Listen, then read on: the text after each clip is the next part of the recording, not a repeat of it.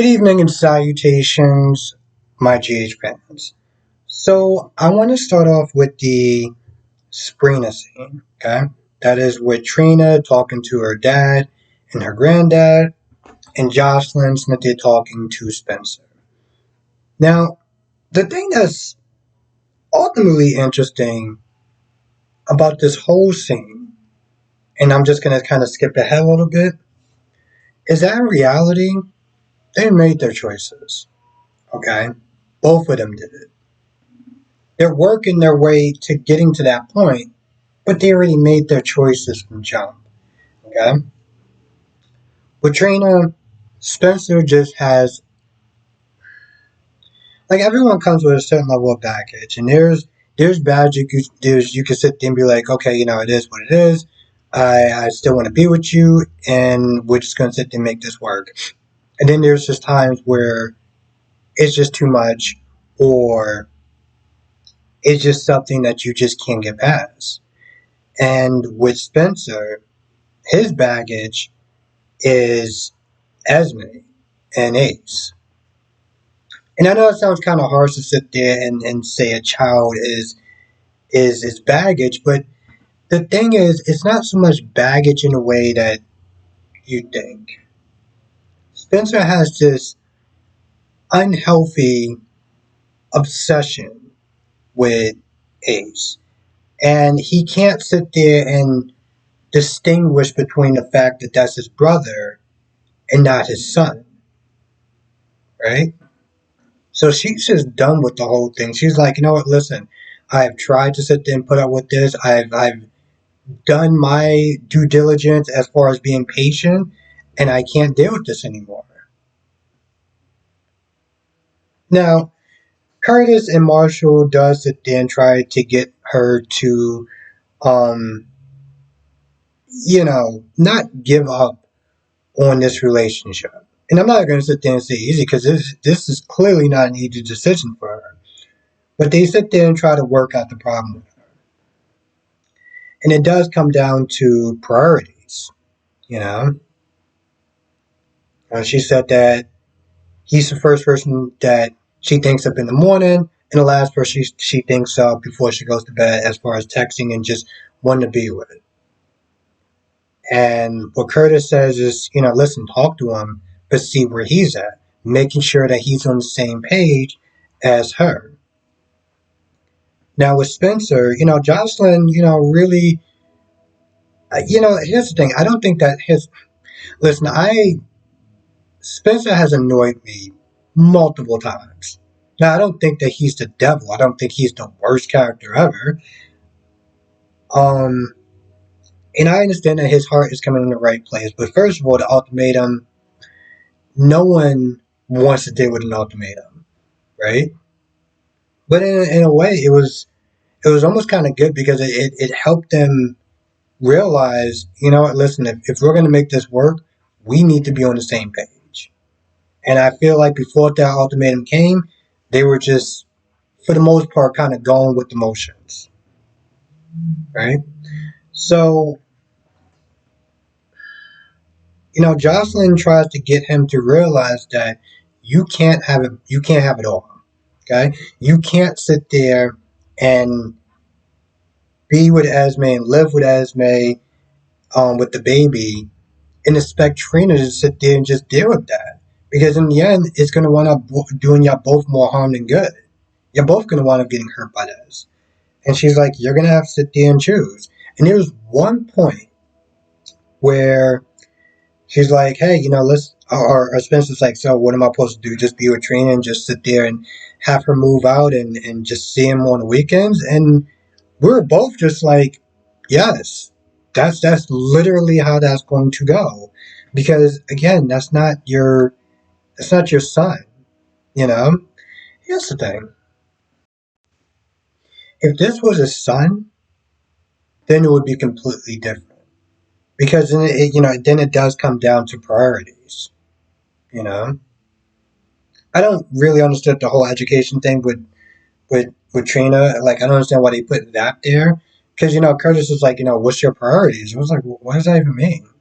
But with Spencer, It seems, it's Trina says something, right? Trina was like, yes, your family's priorities, but shouldn't a person that you're with be your main priority?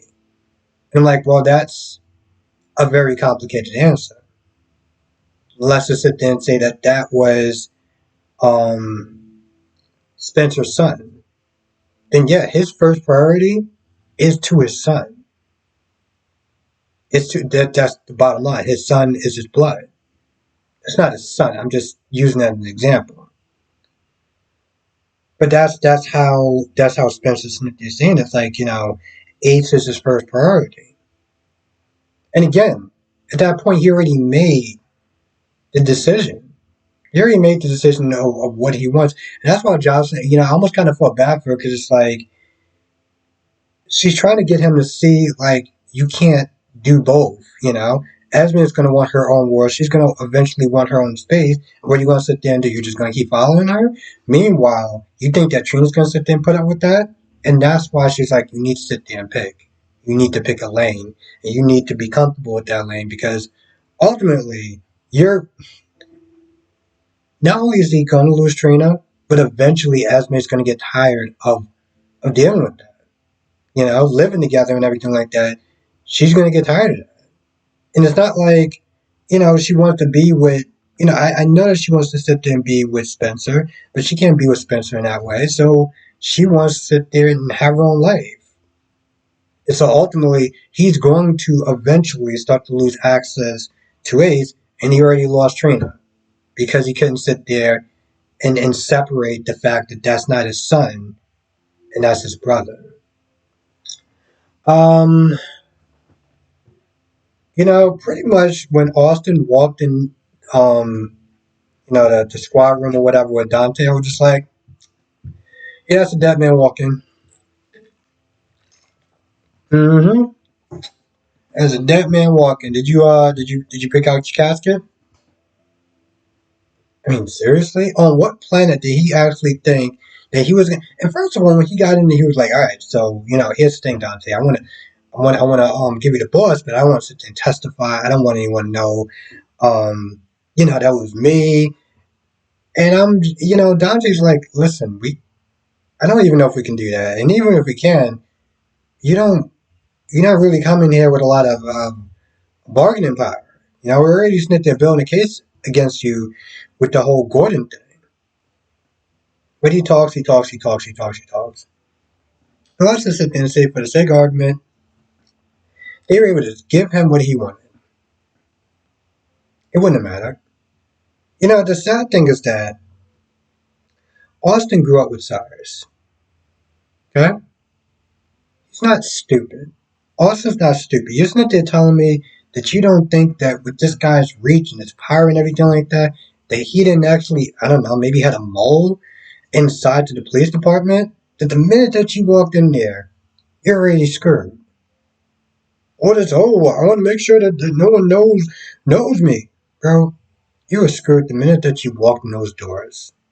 You are already a dead man. And of course he leaves, goes home, and he gets dealt with. Now, on that note, let's put it this way. The only way that I feel like this character can come back, and this character doesn't work for me anymore, but I know a lot of people will be okay with it because they like Todd.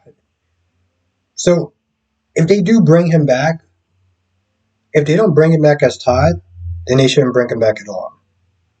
And again, um, I'm not okay with the Todd character because of, well, we know what he did when he was, one like 11. I'm not going to sit there and get into that. If you know Todd, you know exactly what I'm talking about. But as far as, and the fact that people were able to look past that, but yeah, if he doesn't come back as Todd, he shouldn't come back at all.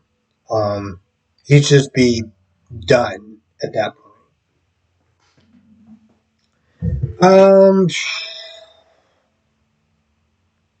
At first, I thought Carly couldn't take back the hotel because it looked kind of sus. And maybe that was the case in the beginning when, the SEC came down on her hard in the beginning. Well, what it really came down to is, Michael was like, I'll give you the money, and Carly was like, no, I want to sit there and get it back on my own. If I'm gonna do it, I want to do it right. I want to sit there and do it my way. I want to get it back on my own merit. And I'm like, I don't remember you getting the hotel on your own merit the first time. Unless I'm wrong. I don't remember her just there just going to business school and this, that, and the third and getting money saved up or whatever. I remember her sitting there getting it through marriage. So where is this go getter attitude now? That attitude wasn't there before. Like I said, part of me wants to sit there and respect the decision because it's like, I'm not going to get hand me downs from my son, my ex husband, or anything like that. My whatever, Jax. I'm gonna sit there and do it, mom. I'm gonna do it the right way. I'm like, really? This is a hell of a time that you're sitting there deciding that you wanna rough it on your own, but okay, fine. Nina lies to Sonny and says that she wants to do it for peace, as opposed to Smith saying that she's doing it because she's being blackmailed. And I still sit there and say up until this point that she should just sit there, tell the truth, let the chips fall where they may, and yeah, Willow will be upset for a while, but Willow is also a very forgiving person, for better or worse. And at the very least, just sit there and see what kind of man that she's married to. What kind of man that she actually has 2 kids with. I don't think it's a deal breaker, but it's bad. Okay, it's pretty bad. Um, when Laura was sitting there asking Jordan to be, stay on as deputy mayor, it was like, oh, okay, so this way Laura can sit there and decide, I don't feel like going to the office today. I wonder what kind of crisis my children are having. All my friends are having. I think I need to sit there and take care of that. Oh, this paperwork for the mayor? I guess somebody else to do it. Hey, Jordan, what you got going on today? I feel like that was with the motivation, being like, oh, you're doing a great job, and I love to sit there and keep you, because then I can sit there and do other things and just kind of, skip out of town whenever I want. And at first, she was kind of perplexed. She didn't know what to do. Cyrus came in and was like, hey, sis, I got a job. Okay. I mean, you ever heard of texting or just calling and sit there and tell me that? Was there a real reason why you needed to be there? No? Okay, so you can go now. But Jordan's like, listen, I think her first instinct was like, no, I want to sit there and get him. I want to put him back in jail. But she's like, listen, I'm not going to do it. I'm not going to let this person be my obsession. So yeah, sure, I'll do the job. Now, then it's just, okay, so who's going to be the commish? Mac? Okay, fine. He was already commissioned before, so it's not really that much of a big deal. Except for the fact that the actor's going to be out for a while. So maybe he'll be the commissioner off screen, or maybe they'll sit there and give it to Dante or something. Robin and Felicia just sat, and honestly, tell you the truth, I'm not gonna lie, this is where the show kind of takes a dip.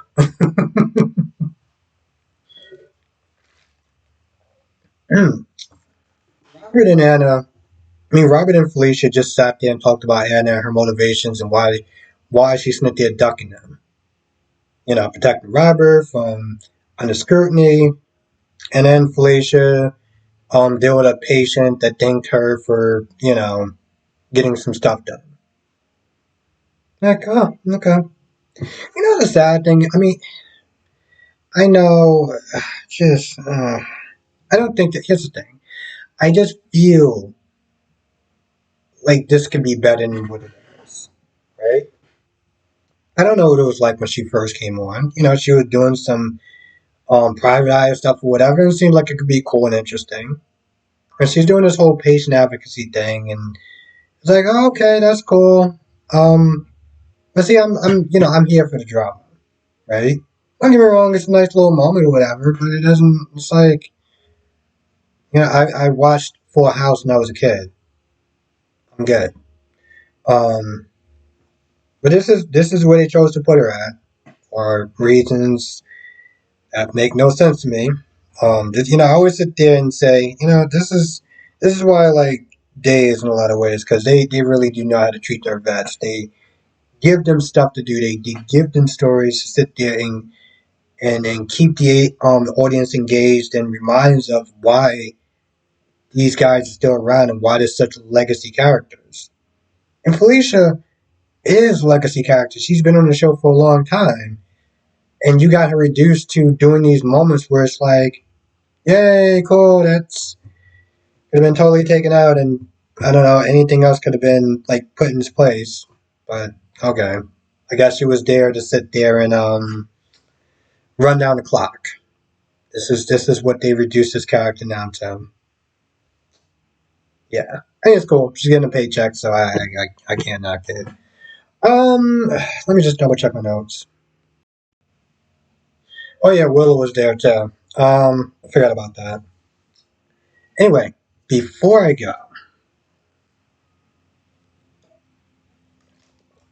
if you are not, well, first of all, if you did not come to the live stream last night, we'll sit there and say we talked with a friend of the channel. Bottom line is, if you are interested, or if you are interested in some tea from GH, all I'm going to sit there and say is you want to be a member because tomorrow the tea, I don't think it's just going to be spilled. I think it's just going to be thrown to the goddamn wall at this point. Okay? This is one of those things, I don't just hype this up for, nothing. Like if, I believe in it. When I tell you that this live stream is going to be one that you're going to want to be a part of, I'm not joking. Okay? So if you are not a member, definitely click the join button in the description box below. Because tomorrow is going to be a good one. And it's something that if you're a GH fan, you're not going to want to miss. I'll be talking about more in the live stream tonight, just, how to join and stuff like that. And can't say too much now because, reasons. But Saturday is something you want to be a part of. Anyway, with that being said, I'm going to go. I want to thank you for watching. Stay safe. And yeah, I will be live streaming tonight, 8 p.m. Eastern, 5 p.m. Pacific. Talking about all the shows. GH, Days, Wine, R&B, and B. And yeah, I think that's about it. And hopefully I will see y'all on Saturday.